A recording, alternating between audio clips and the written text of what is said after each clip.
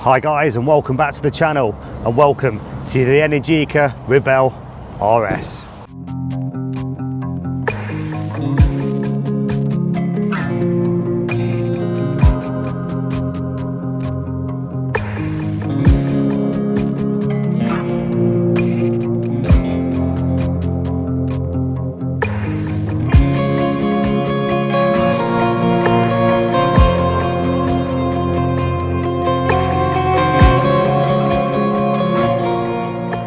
So I'm here at Pidcock's Electric Motorcycles in Long Eaton, and I'm here to test ride this beast. Right, so I've not showed much interest in the electric bike world till now. So sit back, relax, and come along for the ride. Right, here we go. So I've had a quick little look around the dash and stuff like that. I mean, the dash looks great. It certainly lights up well.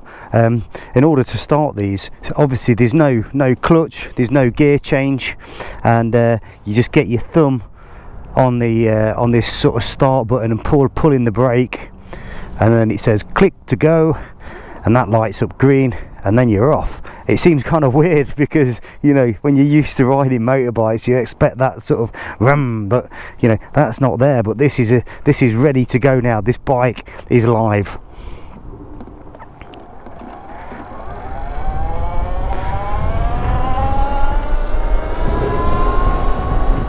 Okay, yeah, I mean, just at slow speed then feels really sort of easy to maneuver.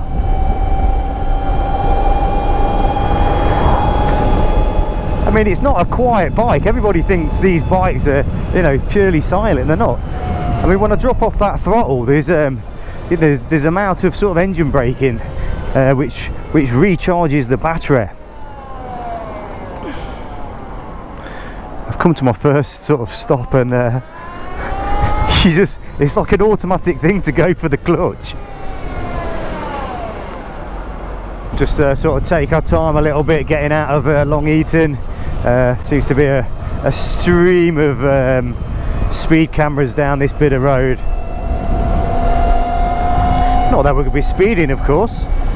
So right, yeah, on the dash, so we've got 97% charge. I got to speak to the Energica guy. He says when you're going to ride this bike, you're going to get 100 miles out of it, depending on how you're going to ride the bike. But first things first, right, so I'm sat on it and it feels comfortable. It feels very, very much like my Street Fighter V4.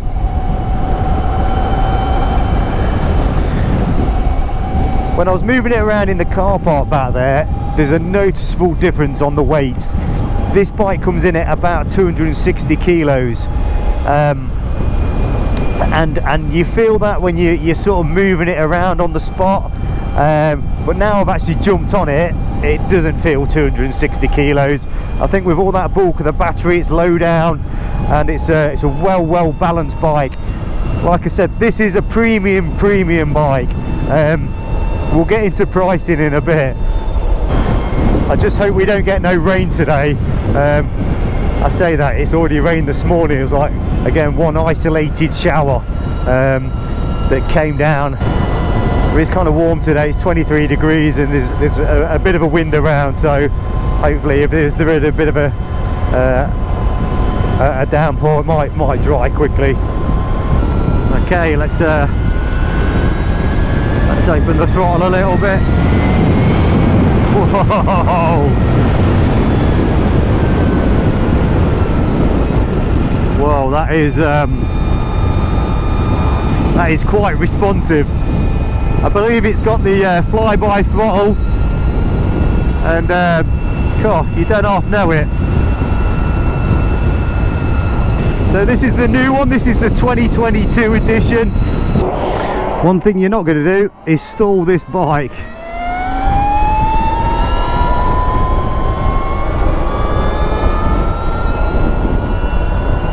I think the other thing, you sort of like don't realise you're speeding.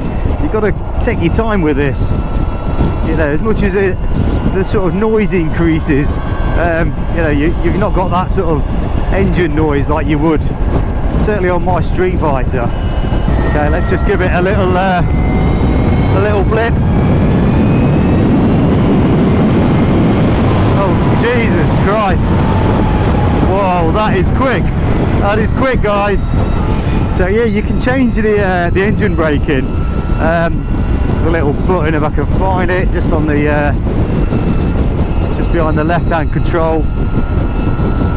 And I don't know if you can see on this this dash here, but on the right-hand side you've got just bring that back up again. You've got these settings you can have, and now if you put it in regen mode low, then I believe, you know, the way they describing it to me, it was like riding an inline 4 bike. If you put it in the medium setting, it's like a V-twin, a big V-twin. Put it in high and it's going to apply a lot of engine braking to recharge the battery. So you can have a little play around with that today.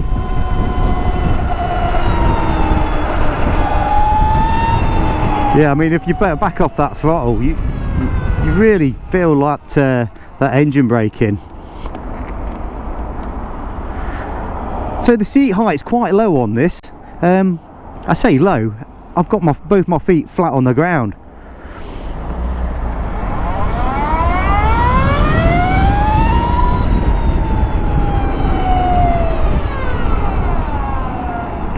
And then brakes feel brilliant.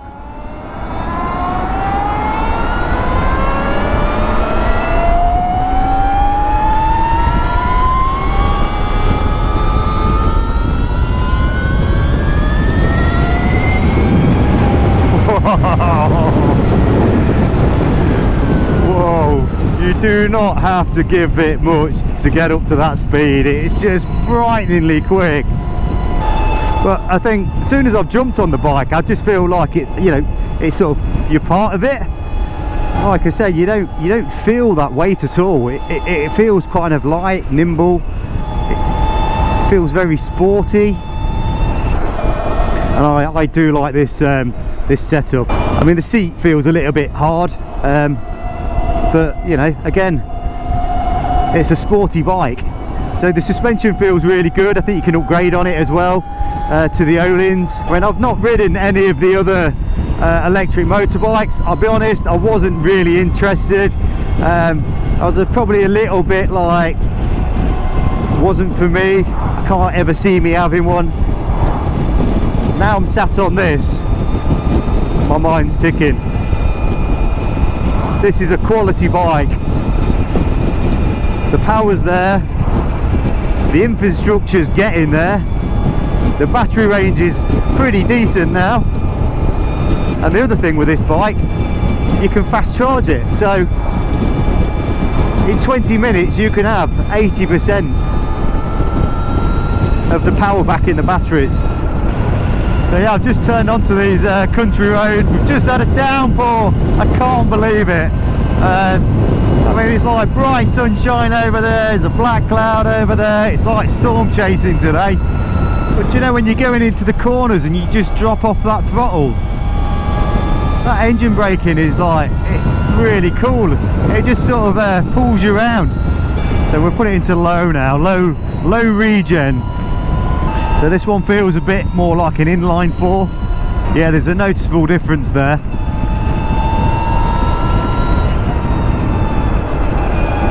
I'm guessing the only thing is, if you turn that off and you didn't have the engine braking or the regeneration braking, you're going to have quite a bit of weight to stop the bike.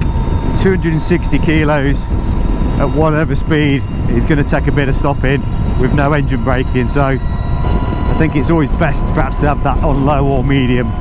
So right guys, you've got 170 brake horsepower, you've got 215 Newton meters of torque. This bike will do 0 to 60 in 2.6 seconds, and with a 21.5 kilowatt engine, you can get that recharged back up to 80% in 20 minutes. I mean, that's not bad. I think the design of this bike is absolutely super cool. Like I said at the start, the quite weighty bike, the 260 kilos, when I was pushing it back in the car park, then you do feel the weight. When you're riding it, you don't. So don't let that put you off.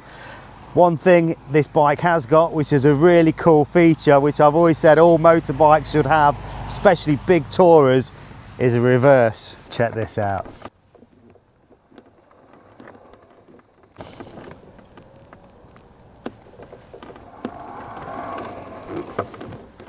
Effortless. Yeah, the suspension's really good on this as well. We've got Mazzocchi forks, we've got the Brembo brake system, the brakes work well, the suspension works well. I mean, you can pretty much upgrade everything on this bike. Loads of carbon, 3 different colour options. You've also got Öhlins suspension if needed. You can even have carbon wheels for it if you want it. I mean, it obviously just tick the price up. I mean, this is coming in at a whopping £27,540. These are not cheap, guys, but it's a premium bike and it rides like a premium bike.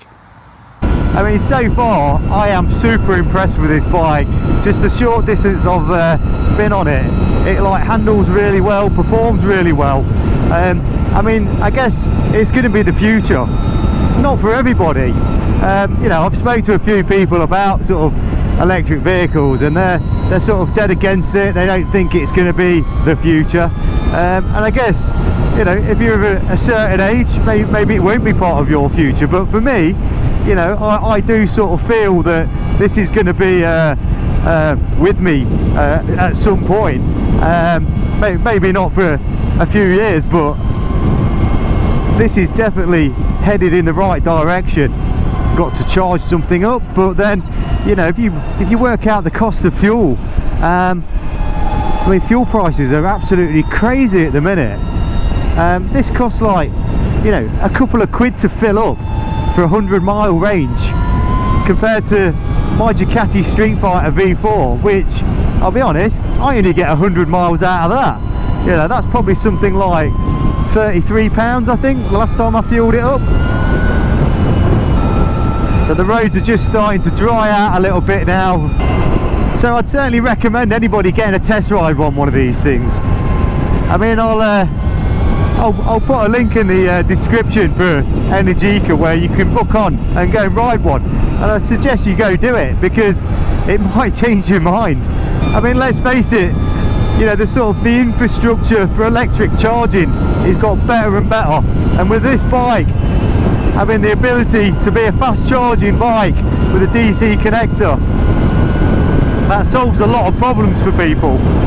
And not only that, this bike, it has the performance now. I do think we're in this transitional change with people, where I don't know, they're a little bit afraid of the electric scene. I'll be honest, I think if these bikes didn't have the performance, I probably wouldn't show any interest in them whatsoever. But because of that sort of phenomenal torque that goes with this, it puts a smile on your face when you open it up. Whoa! This is just absolutely mega!